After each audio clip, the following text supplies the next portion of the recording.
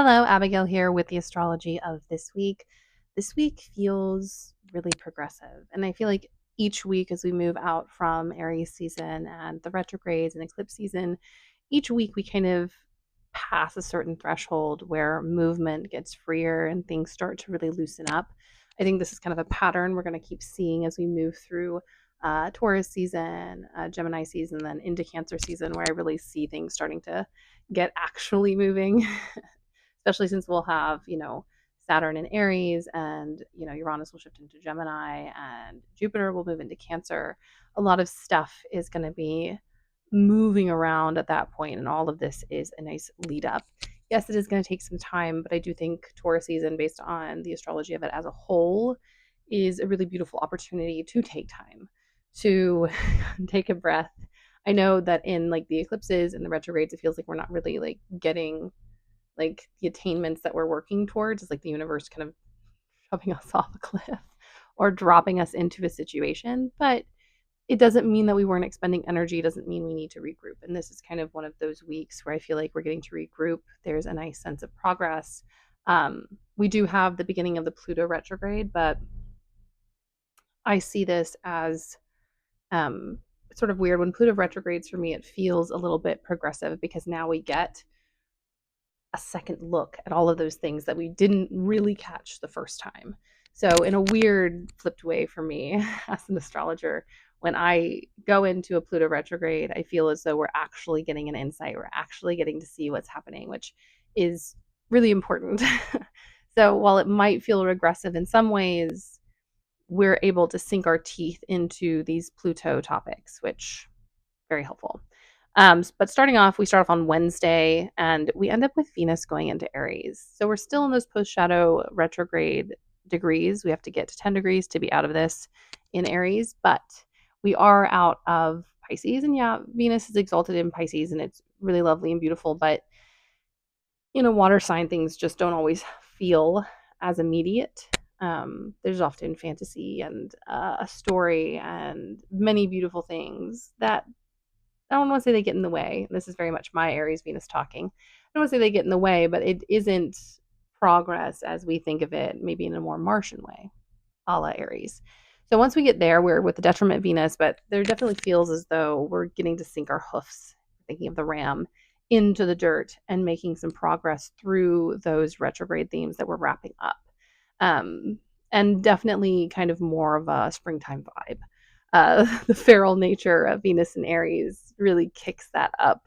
Then on Thursday, Uranus is trine at the South Node.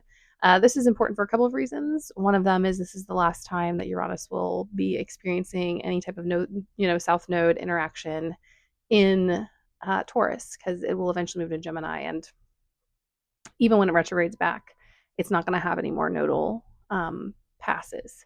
The nodal pass it will get, if I remember correctly, is going to be a nodal square in the early degrees of Gemini, or at least adjacent square. So this is this kind of moment of recognition of these kind of bigger, massive Uranian themes shooting us into the future, shifts and changes. Also, Uranus can be kind of massive intervention from a progressed perspective. So, like, something I think Uranus is great for is all of, like, if you think about the Industrial Revolution, all of the rules and regulation that were put into place when machinery was clearly dangerous and they were just feeding people to it. The Uranian themes and Uranus's discovery around that time really impacts that. It's the same with Uranus being associated with unions.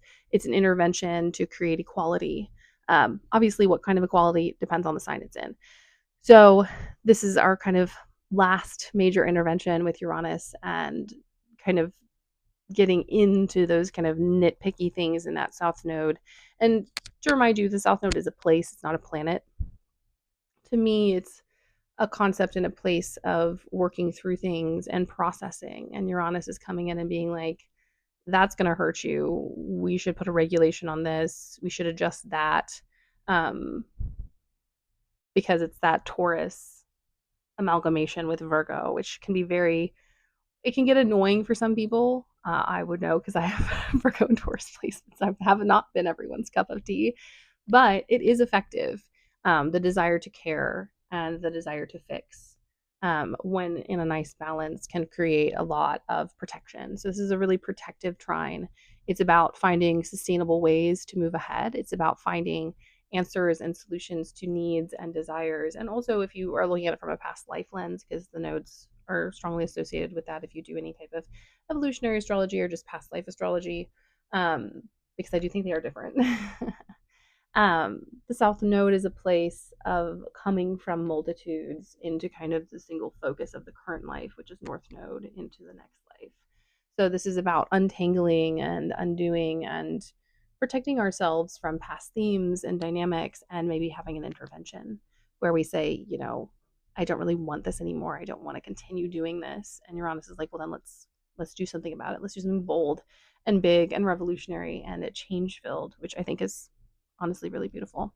Like Uranus can be a lot, but Uranus is change to me with the goal of security, because if you think about who Uranus is as an archetype, he is an ancient god.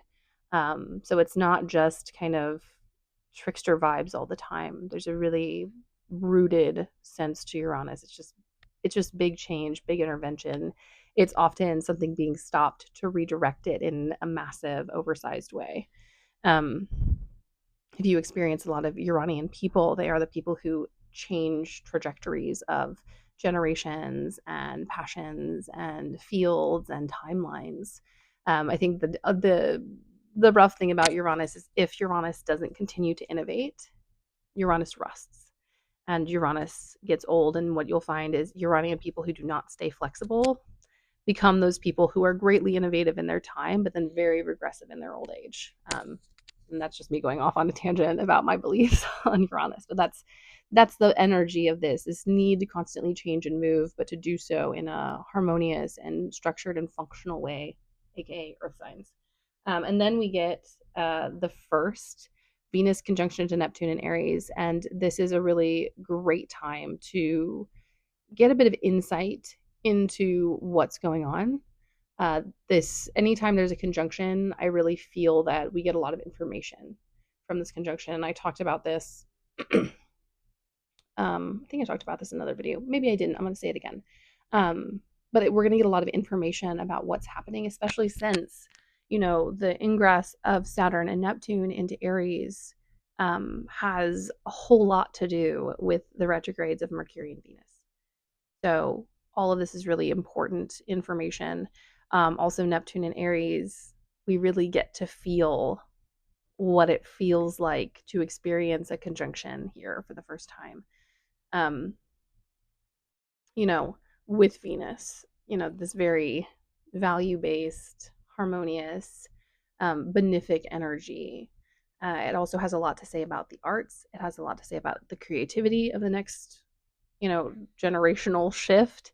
It has a lot to say about religion and spirituality and the ways that practitioners and witches and people like us plan on connecting with the universe and community, because, the past however many years we have all been with Neptune dealing with these things. And now there's a very kind of tangible interaction with Neptune and Aries. I do wonder if we're not going to see more instances of phenomena. Phenomena. More instances of visible spirits. I think we're going to be dealing with a lot of regression at first. That's a lot based on what's going on. Also, in order for things to be pushed to a point, kind of like the Reformation, the Protestant Reformation, you have to have kind of an impetus. So extremes have to exist. So I think we're going to see a lot more extreme religious beliefs pitted against Neptune and Aries, which is about acceptance and trying new things and sinking our teeth into the cosmos, if you will. This is a really exciting one. Pay attention. Notice what's happening in your spiritual life, in your chart. Look at where this is happening in your chart. And I encourage you, be conscious of the relationships you're building, because Venus and Neptune is going to have a lot to say about, this kind of duration of this Neptunian cycle, which is really exciting and a little intimidating, but I'm here for it, especially as a All of my Venus returns for the next little bit are going to be Neptunian in nature. So check out what planets are hovering around this area as well. And then on Sunday, we get the Pluto retrograde at, it starts at 3 degrees of Aquarius. And like I said at the beginning, to me, this is a really, while it feels like we're going backwards, it's an opportunity to get a second look at stuff. It's an opportunity to really connect and to get involved with certain things that we may have missed before. These big generational themes, what's happening in the US, which is the country I live in, what's happening around the world, and really start to find a solution and to start to um, move ahead while moving backwards in a way, which is to me very Pluto. All right, my loves, this is my reading for this week. If you have any questions or comments, please pop them down below, and I will see you all in a different space and time. And don't forget to like and subscribe.